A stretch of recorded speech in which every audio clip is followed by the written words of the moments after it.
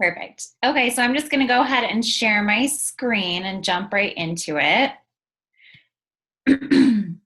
So, Lindsay asked me to talk about one of my favorite topics because this particular topic is the one thing that will make or break you. I think that you can have any tactical skill that you want. You can know everything there's to know about social media. You can be the best copywriter. You can have all the knowledge in the world about selling or blogging or any of that, but it really doesn't matter if you are self-sabotaging and making excuses. And I think that if we don't master what's in between our two ears first, then none of it else matters. So I want to just share a little bit about myself for those of you guys that don't know me.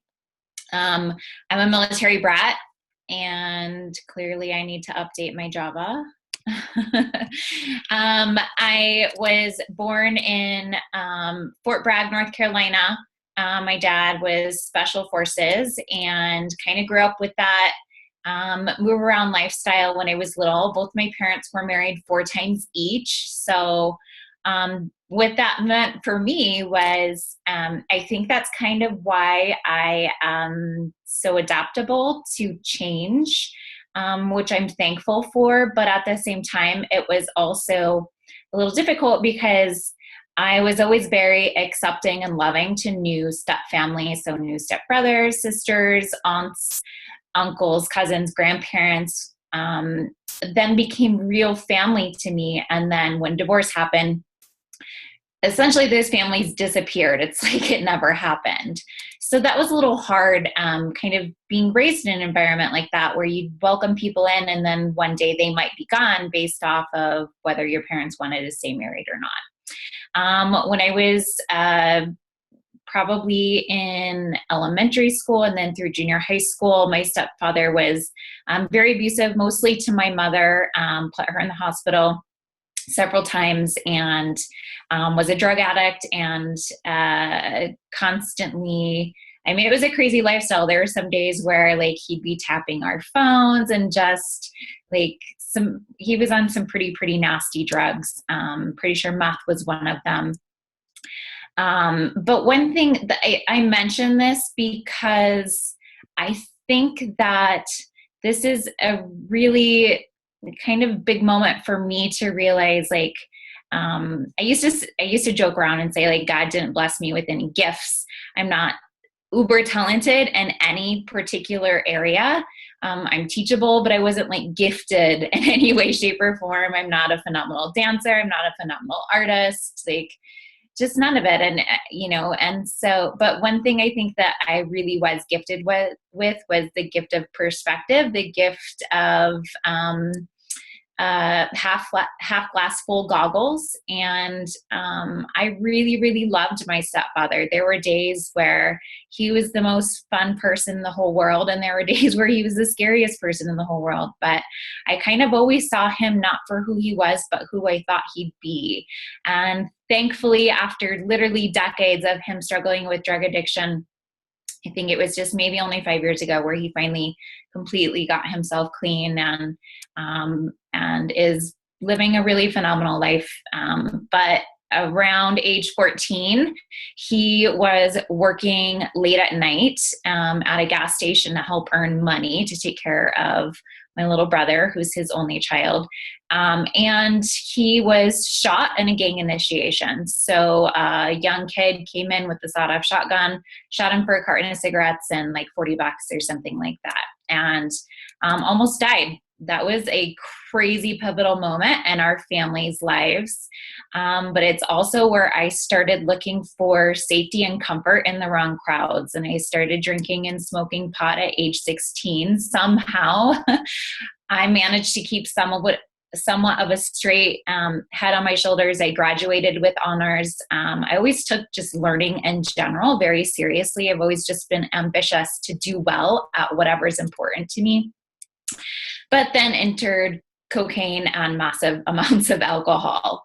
I say that getting pregnant was one of the best things that ever happened to me. I almost overdosed right before I got pregnant with my son. I very, very distinctly remember showing up at my friend's house and talking to her mom very early in the morning, but speaking gibberish because I was so blown out of my mind that I couldn't even speak English anymore, and fell asleep and didn't wake up for 25 hours. I don't know how I woke up. I'm pretty sure like I had angels on my shoulders, but I do remember waking up briefly just for a moment and cracking my eyes open and looking at the blinds that had been closed. And I could tell it was daytime, but just like that little bit of light was shining through. And even though at that moment that meant nothing to me, I do know that that was probably the closest that I've ever come to death. But at the same time, it was one of those kind of special moments to look back on, because it just, to me now, says that like that light really never goes away. It's always there. It doesn't matter what kind of darkness you're in your life. It's always there. It never disappears. It's just a matter of whether are you going to open the shades or not, which is a choice. Right after that, I got pregnant with my son. Like I said, best worst. It was the best thing that ever happened to me. It felt at that time like it was the worst thing because I was so unprepared to be a mother. The father of my child had also gotten another girl pregnant within 2 weeks of me. So he ended up choosing her and said that I had to move out, and packed me up in his car with all of my belongings in a black trash bag and dropped me off on a curb. And I had to call my friend's mom and ask her to come get me.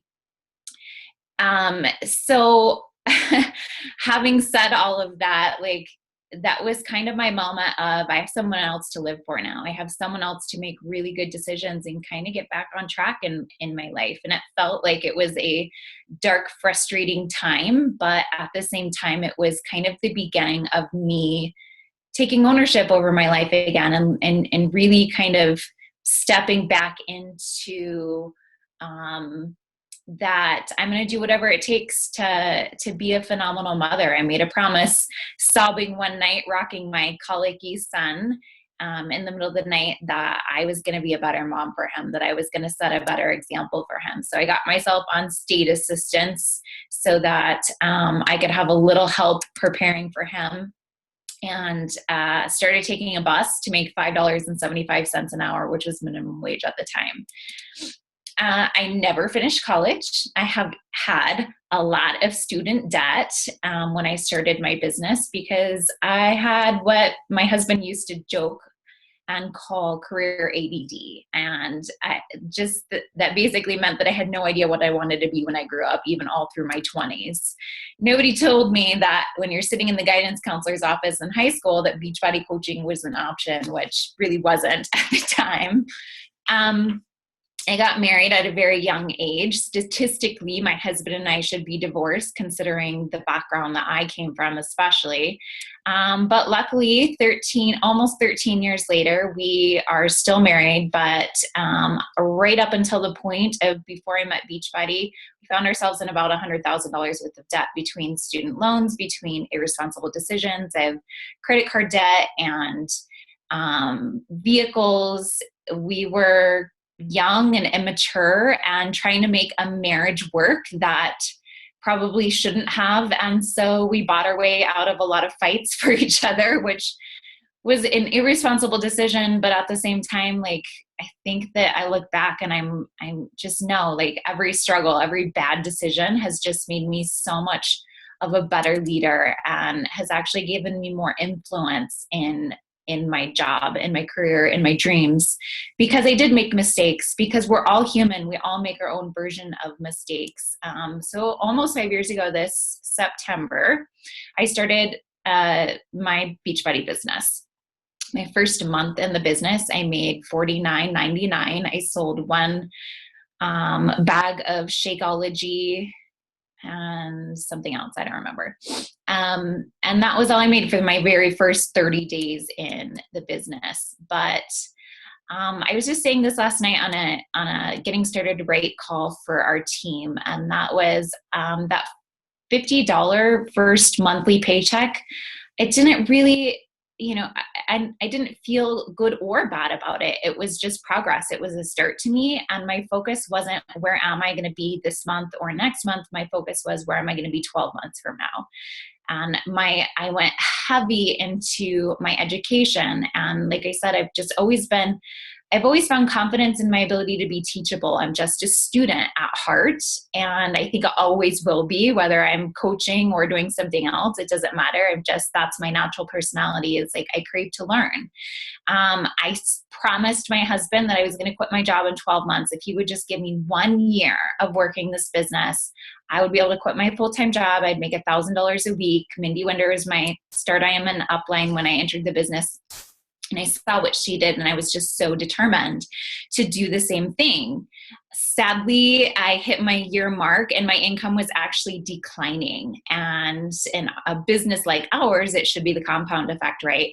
Which felt frustrating and defeating and felt like I was failing. But I was so connected to the idea of what our life would be like once I was successful in this business, that I chose not to care. I didn't look at it as failure. I looked at it as, okay, what am I doing wrong and how do I correct that? So I got very, very curious and started paying attention to what it was, because I was doing the behaviors, but there was some disconnect. And that was my mindset. That was how I was approaching my business. In the very beginning, I did pretty well. I was making almost $500 a week by my 5th or 6th month or something like that. And which was good. I was on track, but something shifted. And the thing that shifted was jealousy and mindset, what I believed that I could have. And I started focusing so much attention on other people's journeys and comparing myself, that I was really pulling energy away from growth in my business, and actually almost completely ruined everything, all the momentum that I had built. So around 18 months into my business, I was almost back down to zero income. I think I had like a $70 paycheck. 18 months in the business and a $70 paycheck was extremely defeating. But I kind of had this come to Jesus moment of, all right, I have to change something. And I went really hard with learning, how do successful people think? Because I was doing the behaviors, I understood social media, but something was wrong. The disconnect was how I was thinking, how I was approaching my business. So I went very, very hard with personal development in the mindset area and just studying other successful people. And by my 2.25 year mark, so let's say I almost started my business all over at that 18-month mark. It only took me about 3/4 of a year to go from that to making $1,000 a week once I got my mindset in check. So all along, the answer to my problem was always me. And that will always be the answer to all of your problems. Every time you say, what's wrong in my business? My team's not working. My team's not doing enough. My sponsor isn't helping me. Sorry about that. I don't have the support that I need. Whatever it is, it's so easy and so tempting, and a very, very dangerous slippery slope to look for the solutions that are outside of you. The solution is always you. So I made a tremendous amount of sacrifice to be able to create the business that was going to give me the freedom that I wanted. I was sleeping almost 4 to 5 hours a night, but towards the end of my business, I started working after my kids went to sleep from about 8 to 10. And then as my business continued to grow, it was 8 to 11, 8 to 12, 8 to 1. And then right around that time is when I was finally able to walk away from my full-time job. So it was not without struggle. It was not without sacrifice. It was so much sacrifice. In fact, my husband, every Sunday during football season, he'd pack up my kids and they'd go over to our friends, and all of our friends were over at another friend's house, and I stayed at home and I worked my business. And that was the only day of the week that I really had quiet time to really focus on my business. So for almost 2 years, I barely had friendships, and it wasn't a sexy lifestyle, but I talk a lot with my team about these seasons of hustle, where if we're just willing to make those sacrifices, if we're willing to say no Scandal or no Grey's Anatomy or no, like, whatever, your favorite TV show is, and take that extra hour, 2 hours, and invest that into your business, and know that this is just a season. It's a season of hustle. And there's going to be a time where you don't have to hustle as hard, but you're making so much more money and you have that room to breathe. But you have to be willing to put in that sacrifice first. So at the 2.25-year mark, I finally quit my job. After quitting my job and being a coach full-time for almost 2.5 years, I went from making $1,000 a week to anywhere between $1,000 to $2,000 a day. So I would say that season of hustle was a huge payoff for me once I got my mindset in check. And now I live a life I never really thought that I could live, a life that I would not have even bothered dreaming of 5 years ago before I knew about Beachbody, because it just seemed so unrealistic. I can't even stand the word unrealistic anymore. But at the time, that's all I knew. I just thought, I'd wake up and have the average life of being in debt and going to a 40-hour-a-week job. I didn't hate my job, but it wasn't fulfilling in a way that this is. I showed up, I did my best, and I went home, and that was it. It wasn't this, like, I go to sleep every night feeling incredibly fulfilled like I do with Beachbody. So here's your challenge. I don't want you to be like 98% of the rest of the world, where you guys are so focused on lack and so focused on jealousy and comparison and negative self-beliefs that you can't move forward. You have to make that intentional decision to be better, to figure out what it is, get curious, like Carl says, figure out what it is that's stopping you every time, because you guys are going to get stopped so many different times in your business. I'm still there. But it's that embracing the struggle, embracing the hustle, and getting curious and asking questions to get out of it. So I want you guys to just imagine this contract. Let's say that God, for example, before you're born, hands you this contract and he says, "Dear Andrea, you're going to have to go through parental divorce, abuse, financial struggle, early pregnancy, drugs, $100,000 worth of debt, losing friends and family, and then you'll be successful and living the life of your dreams. Please sign here." Nobody's going to sign that fucking contract, right? I wouldn't sign it. But I will say that during those moments where I felt like life was happening to me, I felt like all of these things were just getting thrown at me, and it felt frustrating and it felt painful. I can look back now and I know, and I think we all can probably look and have some hindsight during areas, any time of our life, childhood up until now, and have a little bit of hindsight and say, now I know why I had to go through that. And that is, I look at every single thing on the slide, all those struggles, all those speed bumps, all of those tears and feeling defeated as a gift, because they give me the authority to look another human being in the face when they're going through that struggle and say, you can get out of this. And my story gives hope. So I don't share with you guys any of this because I want your pity or I want anyone to feel sorry for me. I don't feel sorry for me.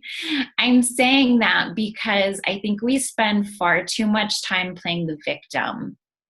And it's time that we stop playing the victim and we start playing the hero of our own story. You guys are not the victim of your circumstances. The only way to fail in this business or in any area of your life is to give up. But when you're in the struggle, you have to embrace it. There's always going to be seasons of struggle. And you have to just remind yourself, I'm going through this for a reason. What's the lesson? And figure out what that lesson is, learn it, and then get the fuck out of there. You guys can choose to stay in it if you want, or you can choose to get curious, figure out the lesson, and move forward. But you guys are capable of so much more than you give yourself credit for. You guys could be a top coach if that was something that you desired. You guys could be a millionaire. You guys could be financially free. You guys could have location freedom, freedom of time, anything that you want. Whatever you believe is possible for you can be your reality if you choose it. So let's talk about some different ways that unsuccessful people think versus successful, just so you guys can see the tiny nuances. It's not a major change in anybody's ability. It's just a shift in thought or a shift in perception. So unsuccessful people say, they look at somebody else who's been successful and they say, well, I can't do that. I don't have what they have. I can't possibly do that. Successful people say, same thing, I can't do that. I don't have what they have. But here's the shift. They say, so I'll go build it. I just need to find someone to learn from. I can figure this out. That is the most powerful statement. When you guys have any big dream, whether it's Beachbody or something else, all you have to know, all you have to believe is believe in your ability to figure it out. So unsuccessful people versus successful people, it's all a matter of perspective. And it's just that tiny shift in language, that tiny shift in belief. Perspective creates miracles if you choose to see your situation differently, if you choose to get curious. Now, every single day, we all wake up with the same struggle, and that is this negative voice in our head called the ego that likes to tell us things that are not true. And I think, like, especially women, we can really understand this. Guys will laugh because you'll know what I'm talking about. But let's say, like, we're in the dating phase of a relationship. It's getting pretty serious. We like this dude. He's pretty cool. We're kind of seeing this, like, go the distance. But he's late. And he shows up at your door 45 minutes late. Now, during that 45 minutes, that negative little voice in your head has told you all kinds of lies. He's with another girl. He doesn't love me. Like, we create some serious drama sometimes. These huge situations about what could have possibly been. Most of the time, it's untrue, correct? Can we all, like, nod our heads and be like, yeah, I've kind of made up some bullshit in my head at some point? Because it's this ego that's trying to suck us back down. It, like, grabs us by the neck and says, nope, you can't have that much happiness. You guys have to make that decision that when you hear that crazy negative little voice in your head, that you tell her to shut the fuck up because she's a lying bitch. And you guys have to forgive my language, but I cannot show up to something like this and not be 100% myself, because I get angry at that voice. And then I say, peace out. Like, you guys just got to toss up the peace sign and say, you have no space here. Goodbye. You have to make that decision almost on a daily basis, because that little voice is going to tell you you're not good enough, or you're good, but she's better, or I'm not pretty enough, or I don't have a weight loss success story, or I haven't finished my weight loss success story, so I'm not good enough to help others. All of these things are negative beliefs that are bullshit. They're trying to keep you stuck. They're trying to remind you you don't deserve that much happiness, and you have to say, yes, I do. And you guys can always find a story that you can relate to that says, if that person can do it, I can do it. All the roads have been paved already by someone else. There's nearly nothing that has never been done before, right? But sometimes it feels, when we're listening to that negative self-belief, that we're the only one who has struggled the way that we're struggling right now. And we start to tell ourselves these lies that are trying to protect us, really, I think, from failure But if we just shift that perception of what we believe failure is to failure ultimately being giving up, everything else in between is a learning process. I just love relating how courageous children are to this business, because if we can find the same strength a child has to be courageous and creative and be inspired by that and apply that to our business, we can achieve miracles. Because think about it, like a little kid could fall straight up on his face in front of 500 people, and he doesn't even look around to be like, oh my God, who saw me? I'm so embarrassed. It's just like, oh, I fell, get back up, brush myself off. What'd I do wrong? Try not to do that again. Let me not fall again. But then they fall again and they're like, oops, just brush it off. Like, it's not even a big deal. There's no like shame or embarrassment. But at some point, adults, through no fault of their own, it's not like they were trying to hurt us, at some point probably taught us shame and taught us fear because they were scared. We have to unteach that to ourselves on a daily basis. It's a lie, and we are creative and we are fully capable of realizing any dream as long as we believe it's possible for ourselves. So your assignment is to get very, very clear about what it is you want, because your subconscious is making decisions for you even when you don't realize it. So if your belief is, I'm not good enough, you will create that reality because you'll look subconsciously for excuses to affirm that belief of I'm not good enough, or I'm not talented enough, or I'm not creative enough. You guys will prove that to be true for yourself, because your subconscious is always making decisions for you based off of its core beliefs. And you know that because you guys can get into a car and you can be on your phone and have a full conversation with someone else and you can still make it to work or the grocery store because your subconscious knows exactly where it is. However, think of it as let's say you're getting into a taxi. You're on vacation, you're in New York, and you want to go see some sights. So you get into a taxi cab and you start giving the taxi cab directions, and you tell them to take a left, you tell them to stop, you turn around, make a U-turn, left, right. All of a sudden the cab driver says, you're drunk, get out. Because you don't know where you want to go.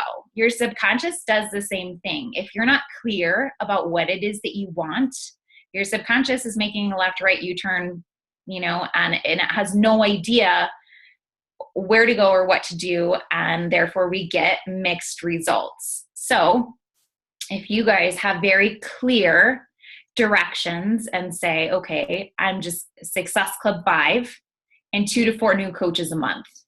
Forget about where you guys are going to be 12 months from now or 5 years from now. It's good to have a why. It's good to have vision and understand what it is that we want and why we want it. But then you got to let all of that go, and you just got to focus on 1 month, 1 week, 1 day at a time. If you guys can just wake up and say, I own this day. I take full ownership over everything that happens today, and you guys just crush 1 day at a time. Just crush your daily to-do list, that power hour, as we call it in this business. Oh, you guys, this business is so simple, but I think we have this really nasty habit of overcomplicating it. You guys just wake up, push play, drink your shake, share with people on social media, have a conversation with someone, celebrate another human being, and read a book every day. You guys are doing your power hour, right? That sounds like pretty simple stuff. We tend to overcomplicate it. So get clear. Say, this is what I have to do every day. It's the tiny little things compounded over time that create extraordinary results. Nobody's born with being an extraordinary Beachbody coach. It's those small, consistent behaviors. But the problem is that they're easy to do, but they're also easy not to do. So you guys have to get clear about what it is that you want, and then be disciplined about taking the small baby steps on a daily basis. Just wake up every day and say, I own this day. I will crush this day. That's all you need to do, 1 day at a time. Forget about 12 months from now. Forget about even 6 months from now. Forget about whatever your deadline is for Summit if you're trying to rake advance. Just wake up and crush today. And then wake up and do the same thing tomorrow. And that's all I have for you guys. Awesome. I have mute yet. Thank you. This was so awesome. I don't know if you mind if they have any questions. Nope. You guys can either unmute or put a question in the chat. Okay, first question, favorite personal development? That's like asking me to pick a favorite kid. I hate when people ask me that. So some pivotal books for me were, thank you, Caitlin. The Circle Maker was a really good kind of faith-based book that I had some big aha moments. And then The Power of Intention. That was a really, really big one, talking a lot about like mindset. So those were two phenomenal books. But then there's other books where, gosh, if it's like marketing, the book Contagious by Jonah Berger was incredible about like making people more curious about your business. The book, Yes, it's called Yes, 50 Scientifically Proven Ways to Be Persuasive. That's a really good book for more tactical stuff, for understanding the skill of being persuasive and being influential, because there's nothing in this business that you need to be natural at. Everything can be learned. So you just have to kind of set the intention and go for that. So you guys can be more influential and be more persuasive. Just pick up some books about those particular topics. So those are just a handful. I don't want to give too many. Yeah, all of our teams team calls are on the Misfit Republic podcast in the iTunes store. Misfit Republic. Okay. So let me ask you this. You said, I'm not sure how I want to ask this, but I'm going to ask it. You said were at $1,000 a week, quit your job. This was after you had like a fall where you were supposed to quit, and then the money dropped, right? And then you went back.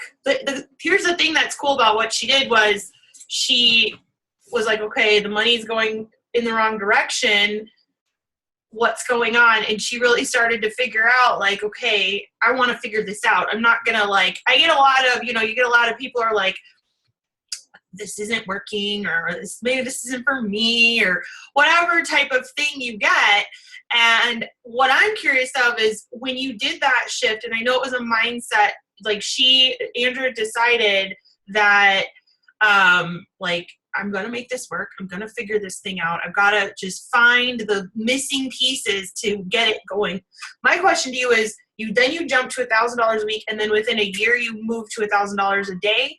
Is that right? Or like within 2 years or something? Within 2 years, I moved from the time that I quit my job where I was at $1,000 a week. 2 years from that moment, I was making anywhere between $1,000 to $2,000 a day.